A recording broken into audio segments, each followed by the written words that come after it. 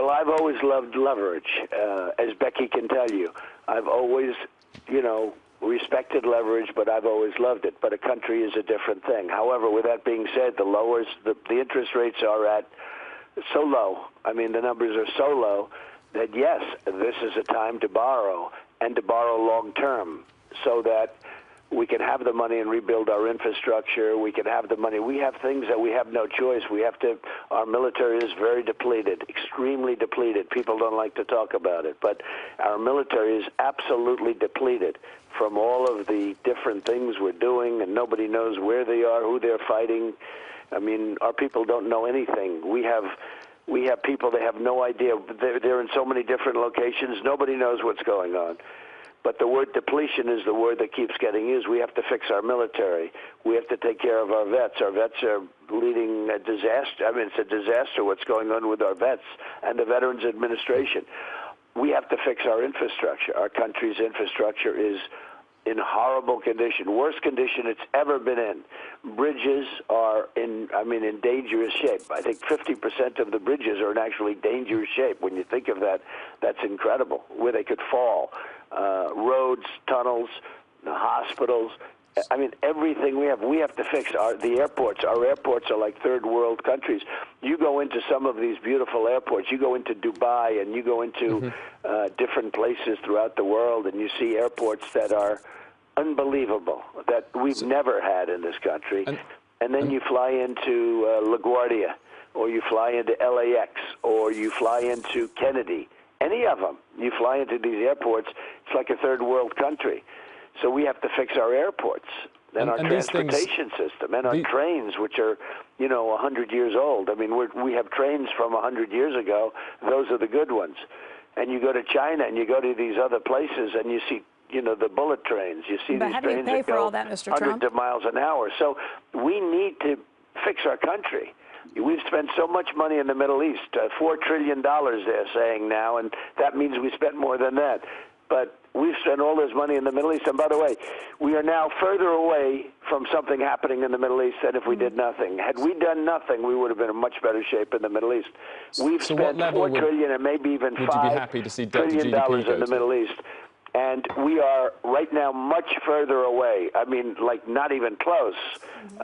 Much worse shape than had we done nothing. How do we pay for that? And is it going to be public money? Is it private money? And as Wilfred just asked, what level of debt to GDP would you actually feel comfortable with? Well, you could have combinations of private money, and you can have, you can even privatize certain things.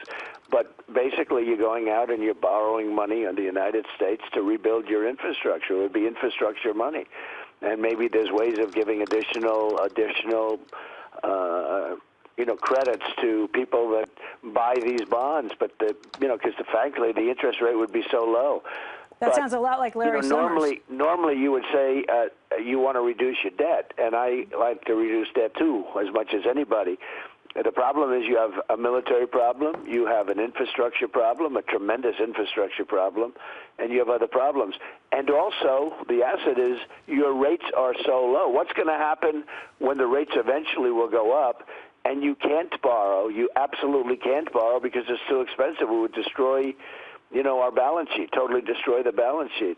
So you'd be paying so little interest right now. This is the time to borrow. Mr. Trump, you said, and this is Scott again, that you would at least double what Hillary Clinton wants to spend on infrastructure. That would imply some $500 billion, $500 billion. What is the exact number that you're willing to spend on infrastructure? Well, you need a lot more than that to do it right. Now, I'd also make sure that we use the proper procedures, because if you look at, when you take a look at things, when you look at what we build, there's a hospital, a recent hospital, I won't even say where because I don't want to insult the people, but they're great people. I just left 3 days ago. It's a VA hospital. It's got a $1.2 billion cost overrun. That's an overrun, okay? The hospital should cost half of that price. They have a $1.2 billion cost overrun. Everything we build has a cost overrun. It's all cost overruns and a mess, and it's always trauma and trouble because they don't know how to build. I would employ things. As an example, I'm building the old post office on Pennsylvania Avenue for all to see. I was the successful bidder. I went out to bid. We're 1 year ahead of schedule. We're going to open in September. We're a year ahead of schedule, and we're under budget. So I built it under budget. I built it ahead of schedule, and it's that's like routine. That's what you have to do. When you look at these public works projects or these big highways, they come in for 2 and 3 and 4 times the cost of what they were supposed to come in at. You look at a hospital where they have a $1.2 billion cost overrun. It's insane. So one of the things we have to do is we have to make sure that we have very strong contracts, we have strong contractors, and we give them out properly. Right now, obviously, they're not giving out contracts properly because everything that comes in way over budget. You rarely see a federal project come in under budget and ahead of schedule. Hey CNBC fans, thanks for checking out our YouTube channel. Here you're going to find videos packed with all of the information that you need to be smarter about your finances. You can subscribe by clicking right here and click on all the videos around me or the eye right here to watch the latest from CNBC. Thanks for watching.